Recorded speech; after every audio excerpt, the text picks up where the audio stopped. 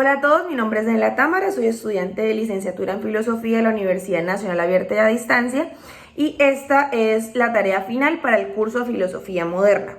En el día de hoy voy a estar respondiendo 4 preguntas que serán las que darán el hilo conductor a este video, las cuales son qué es la modernidad y cuáles son sus implicaciones y sus características y cuáles son las implicaciones y qué es como tal el empirismo, el racionalismo y el idealismo. Entonces voy a tener en cuenta pues aquellos apuntes personales para poder tener como ese hilo conductor y que sea claro y de pronto no irme a disipar un poco de cada una de las preguntas. Sin más preámbulo, entonces vamos a iniciar con la pregunta número 1. ¿Qué es la modernidad y cuáles son sus características? Bueno, entonces como podemos comprender, la modernidad es una época de la historia que se da después de la época antigua y la época medieval.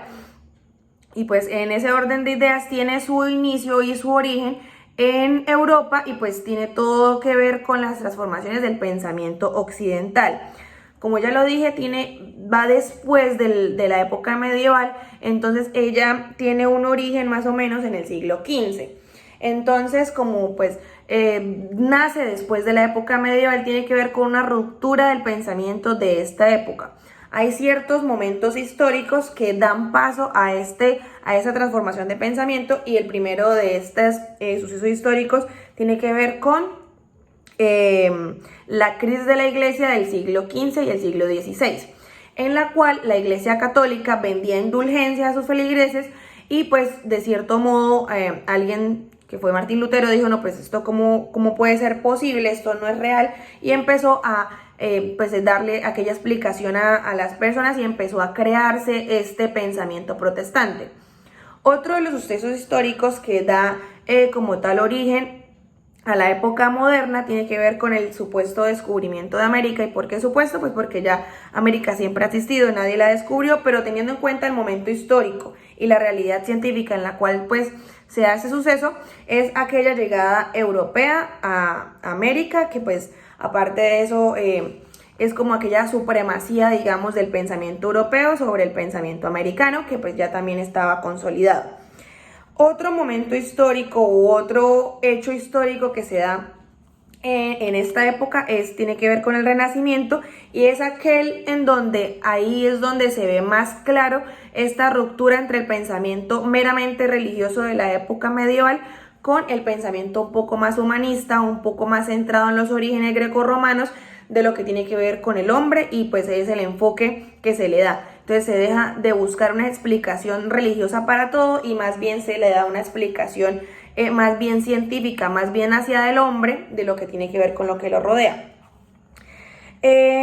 Otros de los puntos que tienen que ver de pronto con que por qué se da esta época moderna, tiene que ver con los avances que tuvo la ciencia y diversos hechos históricos tales como la revolución industrial, puesto que nacen nuevas, por ejemplo, máquinas, nuevos pensamientos científicos, nuevos pensamientos de diferente índole social, etc. Entonces, este pensamiento científico intenta dar una explicación científica a los sucesos que rodean a las personas y no simplemente un punto mítico, un punto meramente religioso como lo hacía la época medieval.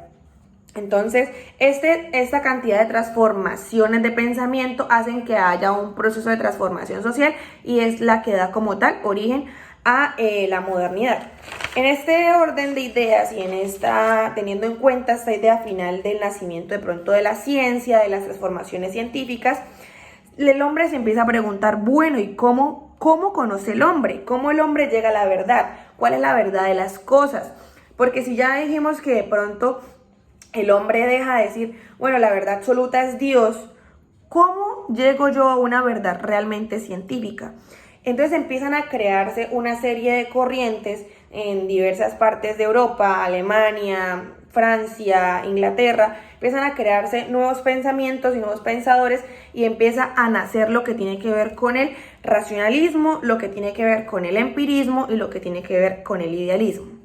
En un primer momento, entonces, vamos a conocer el racionalismo, que uno de los más grandes, de pronto, autores de esta corriente tiene que ver con René Descartes, o Descartes, como lo consideremos, y también con Spinoza.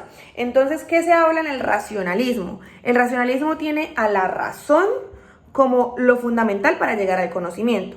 ¿Por qué? Porque para estos autores, para Descartes y para Spinoza, lo que percibimos por medio de los sentidos puede ser erróneo. Entonces, como es un error, yo debo dudar de todo. Entonces, yo lo único que tengo claro y lo que tengo certero es lo que está acá. Y es lo que nos da la razón. Entonces, da como una primacía a la razón sobre lo que puede llegar a experimentar el cuerpo.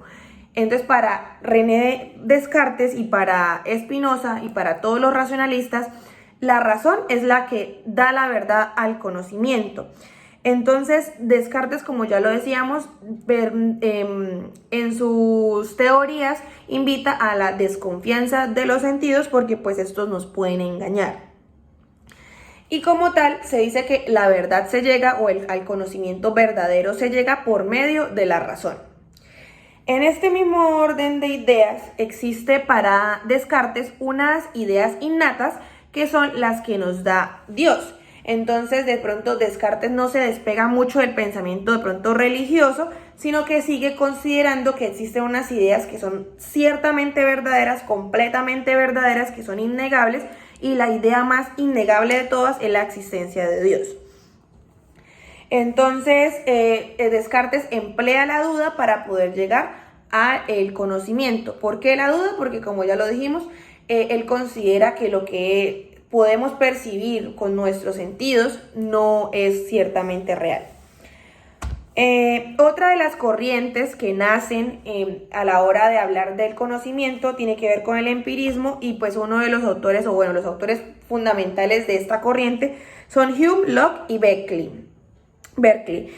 Y aquí es la contraparte del racionalismo, en donde el empirismo tiene como fundamento principal y fundamental que la experiencia es la que nos lleva al conocimiento verdadero y pues por consiguiente a la verdad, nos lleva al conocimiento real, verídico.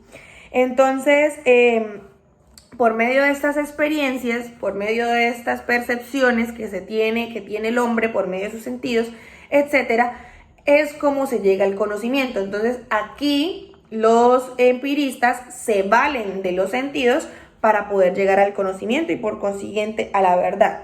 Rechaza las ideas innatas que plantea Descartes en el racionalismo, porque pues como tal la idea de Dios no puede ser probada por los sentidos. Entonces, como es algo que no puede ser probado por los sentidos, no puede ser real.